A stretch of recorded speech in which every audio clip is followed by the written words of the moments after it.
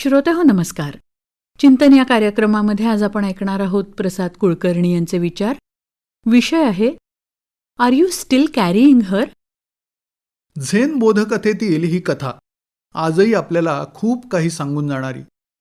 एक ज्येष्ठ आणि एक तरुण बौद्ध साधू मजल दरमजल करत चाललेले होते. वाटेत एक नदी लागली आणि पुढे जाण्यासाठी ती पार करण्याशिवाय पर्याय नव्हता. त्याच काठावर एक तरुण स्त्री नदी कशी पार करावी या विचारात उभी होती. या दोघातल्या तरुण साधूला तिने विचारलं की मला ही नदी पार करून देशील का. तिच्या या प्रश्नावर त्या साधूने आपल्या ज्येष्ठाकडे नजर टाकली, कारण दीक्षा घेताना स्त्रीला स्पर्श न करण्याची त्यांनी शपथ घेतलेली असते. एक क्षणभर विचार करून त्या ज्येष्ठ साधूने त्या स्त्रीला उचलून खांद्यावर घेतलं आणि आपल्यासोबत नदी पार करून तिघही पलीकडच्या तीरावर पोहोचले. आभार मानून ती तरुण स्त्री आपल्या वाटेने निघून गेली आणि हे दोघेही मार्गस्थ झाले. तो तरुण साधू झाल्या प्रकाराने पार भांबावून गेलेला होता. त्यामुळे एक शब्दही न बोलता तो चालत होता. तास 2 तास एक अवाक्षरही न बोलता दोघांनी बराच मार्ग पार केला. अखेर त्या तरुण साधूला तो मूक प्रवास सहन होईनासा झाला आणि न राहून त्याने आपल्या ज्येष्ठ सहकार्याला विचारलं, तू आता जे केलंस ते आपल्या गुरुजींना सांगणार आहेस का. कारण परस्त्रीला स्पर्श करणं हे आपल्यासाठी पाप आहे आणि तू तर तिला खांद्यावर घेऊन नदी पार केलीस.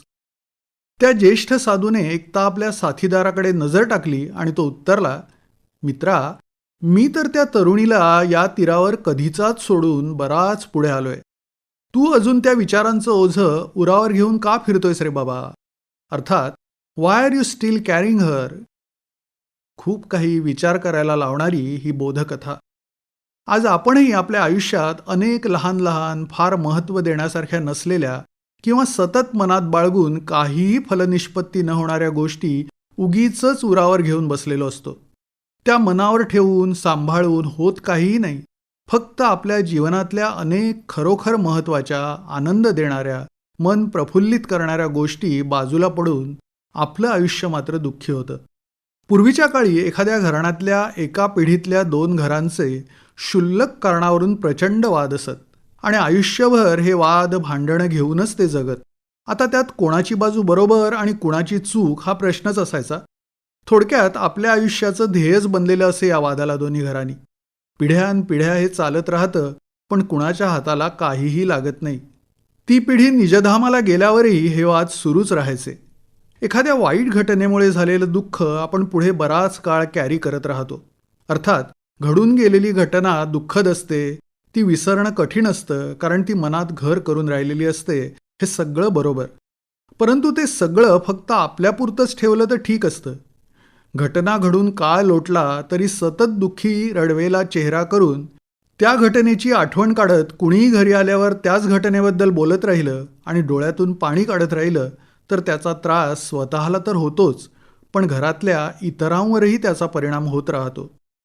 कोणतीही चांगली वाईट गोष्ट, घटना किती आणि कधीपर्यंत कॅरी करत राहायचं याचं भान ठेवणं आवश्यक आहे.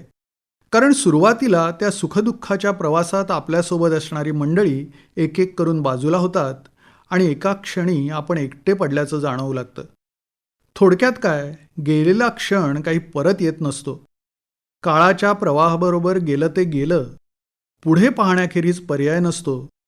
गतकाळाला कवटाळून न बसता प्रवाहाबरोबर पुढे पुढे जात राहायचं. भूतकाळ उरावर कॅरी करत न राहता हा दृष्टिकोन ठेवला की आपल्याला कोणी आर यू स्टील कॅरिंग हर हा प्रश्नच विचारणार नाही. आर यू स्टील कॅरिंग हर. प्रसाद कुलकर्णी यांचे विचार आत्ताच आपण ऐकले चिंतन या कार्यक्रमामध्ये. या कार्यक्रमाला निर्मिती सहाय्य केलं होतं पूर्वा राणे यांनी आणि सादरकर्त्या होत्या ज्योत्स्ना केतकर. आणि याचबरोबर आजचा कार्यक्रम संपला. पुन्हा भेटूया उद्याच्या भागात. नमस्कार.